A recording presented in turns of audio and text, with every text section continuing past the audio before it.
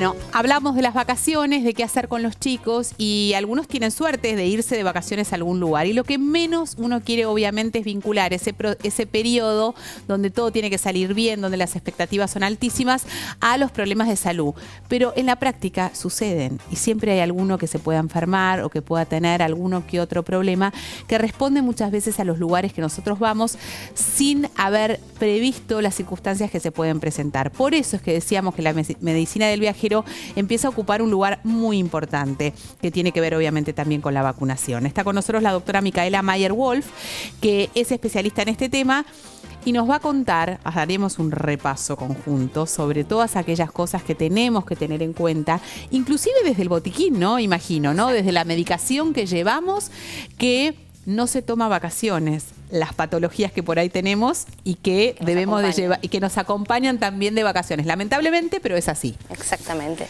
En realidad lo más importante es cuando uno ya planifica el viaje, es también que desde el lado desde el viajero uno no piensa en los riesgos que hay, pero cada vez que viajamos tenemos riesgo, como también cuando salimos de nuestra casa. Obvio. Entonces es importante de tener el concepto de que existe esto de la medicina del viajero y consultar para poder asesorarse y prevenir, que es lo más importante. Con la medicina del viajero lo más importante es prevenir, ¿sí? Es consultar y decir, me voy de vacaciones a tal lugar, tengo una familia con estos chicos, tenemos esta patología crónica o no, o esta limitación o la otra, qué puedo hacer, qué puedo comer, qué no puedo comer, qué cuidados tengo que tener.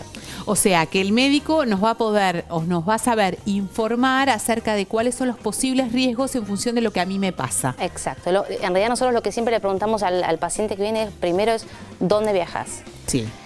Porque una cosa es que te digan me voy a África. Sí. Pero otra cosa es que te digan no, me voy a Sudáfrica a un congreso en un hotel.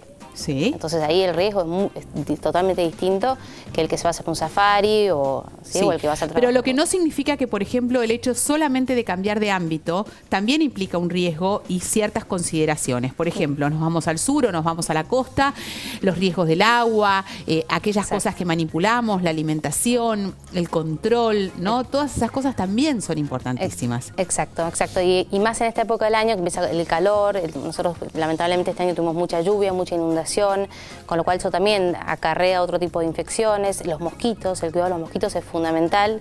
El tema del dengue. El tema del dengue.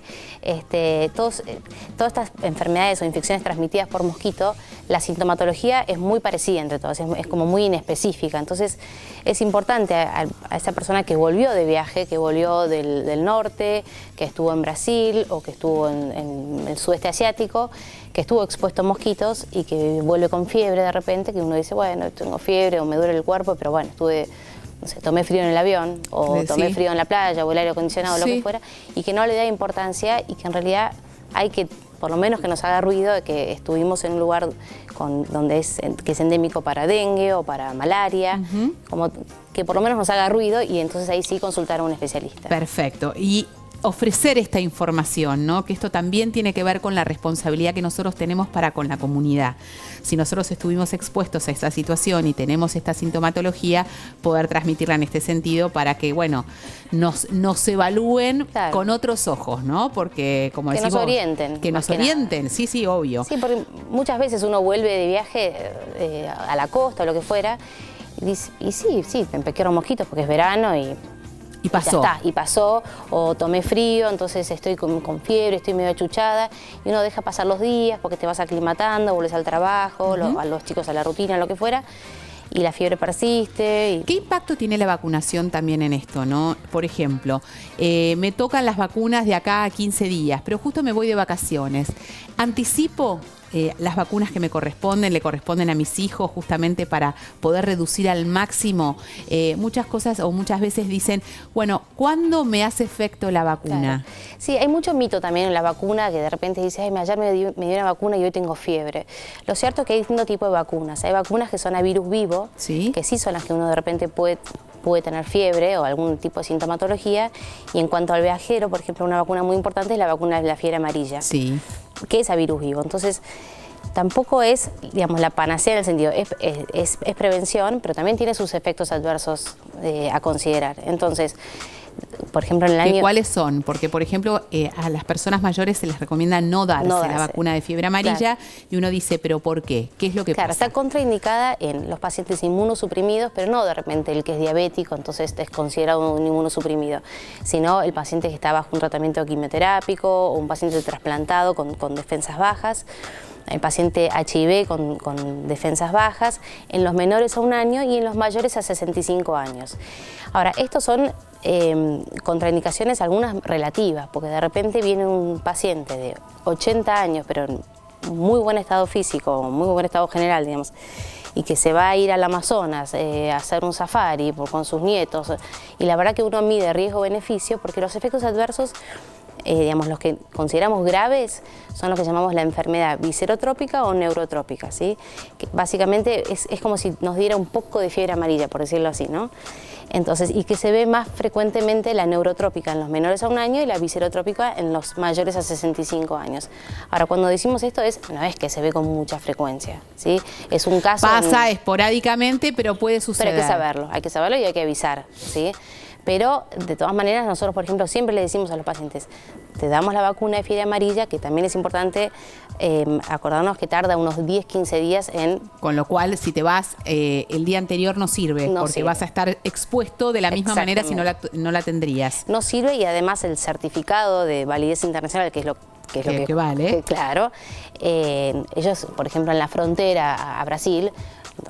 No los permiten. Si pasaron menos de 10 días, te tienen como que vos todavía no tenés anticuerpos. Está bien. Con lo cual, y esto no es que te tenés que ir al fin del mundo para tenerla. Como dice la doctora, te vas a Brasil, efectivamente hay requerimientos, te vas a Paraguay, o sea, hay Paraguay, países limítrofes, exactamente, que donde ya la vacuna de la fiebre amarilla es un requerimiento cada vez más frecuente. Sí. Entonces, saber que te tenés que anticipar a esta situación, si ya tenés programado tu viaje, tus vacaciones, y entender que todo el grupo familiar se tiene que vacunar, no solamente sos vos o tu marido, sino que los chicos también tienen que tener la vacuna. Exacto. Yo te preguntaba sobre si adelantábamos o no la vacunación.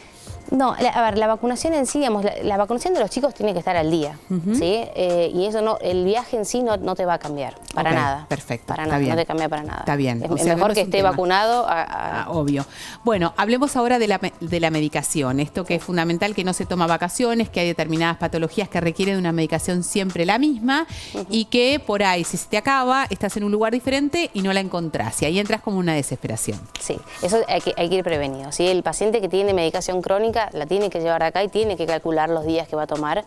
Por esto que además nosotros en el exterior uno no puede ir y comprar en farmacia la insulina o la medicación para el asma o digamos, la medicación que tenga. Exacto. Así que o tener también, ¿no? Inscripto el genérico de cada medicamento, eventualmente por si se te pierde o tenés algún problema, saber de qué manera recurrir a él en otro país, que tiene otro nombre, ¿no? Exactamente. Sí. Bueno, recetas, por ejemplo. ¿Llevamos recetas? No sirven, afuera no sirven.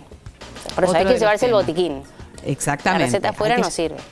Porque esto también dice, bueno, me llevo un par de recetas porque eventualmente, por si acaso, llegas ahí, no tiene ninguna validez. Te sirve de recordatorio el nombre genérico, pero no la receta en sí. Perfecto. Sí. Bueno, después...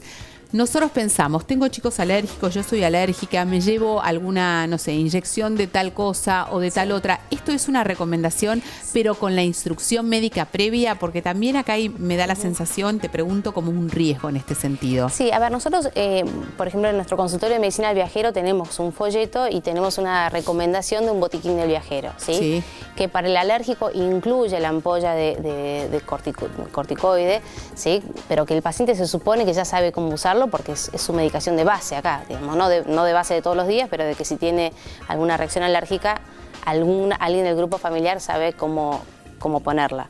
Sí. Otra cosa que incluye el botiquín es, por ejemplo, un antipirético para bajar la fiebre, que siempre puede haber fiebre. Sí. El antibiótico es como complejo. Sí, es opiniones cruzadas, porque la verdad que nosotros sí lo sugerimos, pero no porque tuve una vez fiebre o porque, como dije antes, te bajaste del avión con un poco de resfrío, pero a lo que es muy común en la medicina del viajero es la diarrea del viajero, ¿sí? Entonces, el paciente que viajó y de repente cambió su dieta habitual y tiene un episodio de diarrea, va. Ahora, el que ya viene con diarrea de 2, 3 días, que además tiene digamos, implica un descanso impacto, de obvio. en la vacación. Entonces, diarrea con fiebre, ahí sí indicamos un antibiótico. Muy bien. Entonces es bueno ya llevarlo desde acá. Y eso es lo más difícil. Y saber y obviamente entender que la consulta, la previa consulta con un médico también es importante para que esto no sea de manera indiscriminada, ¿no? Como tenemos una tendencia a sobremedicarnos, ¿no? Es decir, prevengo de esta manera, mejor me tomo el antibiótico, total no me va a pasar nada. Bueno, saber que esto sí tiene consecuencias. Sí, lo que es importante, como lo mencionaban al principio del programa, es de repente cuando yo viajo, está perfecto haber consultado con tu médico de cabecera en casa, pero es cierto que la patología del lugar, nadie mejor que el médico local, ¿no? Para orientarnos. Sergio Zafó, entonces. Gracias, doctora. Un placer. Hacemos la última pausa, ya estamos de vuelta.